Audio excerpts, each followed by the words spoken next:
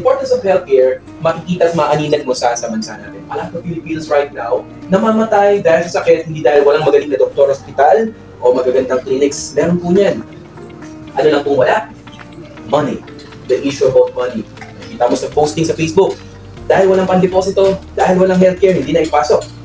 Hindi na bigyan natugunan yung pangangailangan niya. Alam niyo, huwag natin hintayin mangyari po ito sa atin. Ang tinuturo po natin, maghanda dahil magkakasakit at magkakasakit po tayo. Kasi iba sa atin, excited. Meron na po silang St. Peter. Tama ba? Yung St. Peter, bago mo mamit si St. Peter, may isa ka munang haharaping santo. Si St. Luke's. Di ba po? Magkakasakit ka muna. Tama ba?